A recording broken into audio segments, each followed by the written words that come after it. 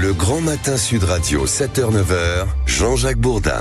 Il est 8h moins 20. 8h moins 20, vous êtes sur Sud Radio et je reçois avec grand plaisir Philippe Brun, qui est député socialiste de l'Eure. Bonjour. Bonjour. Et vous êtes fondateur de la Ligne populaire. Alors, c'est un mouvement. Pourquoi ce nouveau mouvement au sein du Parti socialiste ? Alors, c'est pas un mouvement seulement au sein du Parti socialiste, c'est au sein de la gauche. Parce que qu'est-ce qu'on constate ? C'est que la gauche, elle est bien souvent à côté de ses pompes. On n'arrive plus à convaincre les gens pour lesquels on est censé se battre, les ouvriers et les employés. Quand la gauche a été créée à la fin du 19e siècle, c'était pour défendre des intérêts de classe. Et aujourd'hui, ces gens-là, ils votent plus pour nous, ils votent majoritairement pour le Rassemblement national ou ils s'abstiennent. Et ce mouvement, il vise à retrouver ces gens-là que nous n'aurions jamais dû abandonner. Ça veut dire que, sous-entendu, vous avez abandonné la Ligne populaire. La gauche a abandonné la Ligne populaire. Mais c'est un peu le discours de François Ruffin, ça.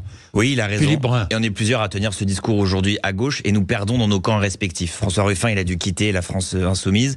Moi, j'ai quitté la direction du Parti socialiste. Alors, il faut qu'on arrive à se coaliser. Parce que dans ces partis, à LFI comme au PS, on méprise, on ignore la France populaire.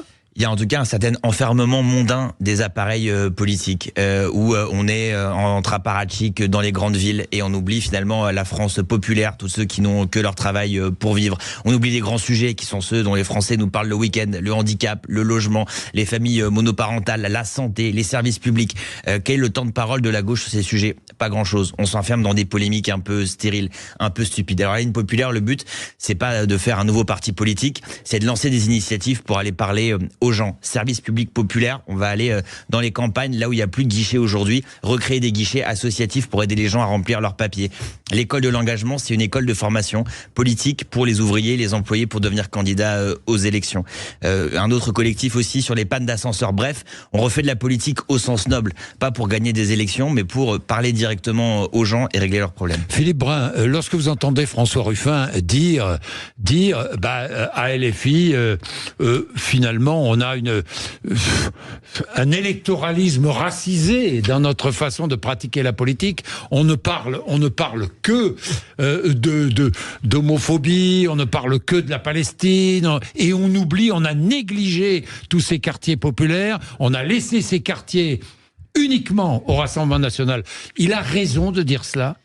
En tout cas, ce qui est clair, c'est que c'est pas seulement la France insoumise. Je pense que toute la gauche, en vérité, toute la gauche est comme ça. Bien sûr. C'est-à-dire que la gauche, si j'ai bien compris, est imprégnée par ces comment dire, imprégné par Jean-Luc Mélenchon, quoi. Pas seulement Jean-Luc Mélenchon, je pense qu'il y a il y a un enfermement mondain. Vous savez, ça a commencé il y a très longtemps. Mais c'est quoi l'enfermement mondain ? La fameuse note Terra Nova. En fait, c'est dans les grandes villes, qu'un certain nombre d'intellectuels se mettent d'accord sur ce que ça doit être la gauche et ce que doivent être nos mots d'ordre. Et une certaine déconnexion vis-à-vis des problèmes concrets des Français. Je crois qu'il faut qu'on se coalise aujourd'hui au sein de la gauche pour réorienter le navire qui aujourd'hui Mais vous avez été surpris de voir ou d'entendre François Ruffin huer à la fête de l'Humanité, vous avez été surpris ?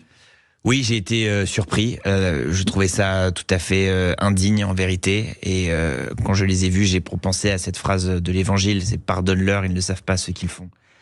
Quand les vrais fascistes seront au pouvoir, alors on se souviendra de ces images lamentables. Mais c'est une forme de fascisme, ça ?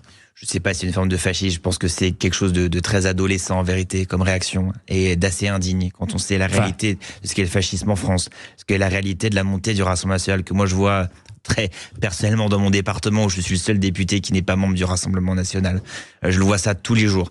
Et donc moi j'invite ces personnes qui aujourd'hui font des saluts antifascistes à François Ruffin à venir militer dans les endroits où le RN conquiert le cœur et les esprits des gens, sur le terreau de nos renoncements, ceux de la gauche qui a abandonné les gens qu'elle était censée représenter. Alors moi je dis à tous ces militants, adhérez à la Ligne populaire, venez avec nous sur le terrain, parlez avec les gens, car notre objectif, notre dessein, c'est de servir toutes celles et tous ceux qui n'ont que leur travail pour vivre. Vous divisez la gauche, c'est ce que j'entends. J'imagine un élu de la France insoumise, vous écoutez, vous divisez la gauche, Philippe Brun. Non, on divise pas. On essaie simplement, au sein de la gauche, de réorienter le navire qui prend l'eau. De dire, là et maintenant, il est urgent d'agir. Voilà, il y a 142 députés du Rassemblement national. Il y en aura bientôt peut-être encore plus.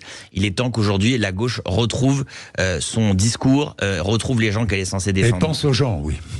Et pense aux gens, oui. Tout simplement. Hein. Tout simplement. Tout simplement. Vous n'allez pas entrer au gouvernement, vous, Philippe Brun, non? Non, a priori, ça fait pas partie de mes plans. Non, on vous a pas fait signe. Non, parce que comme Michel Barnier cherche des personnalités de gauche, il pourrait toujours se tourner vers vous. Mais... Il paraît qu'il recherche des gens de gauche, effectivement, mais pour quel programme?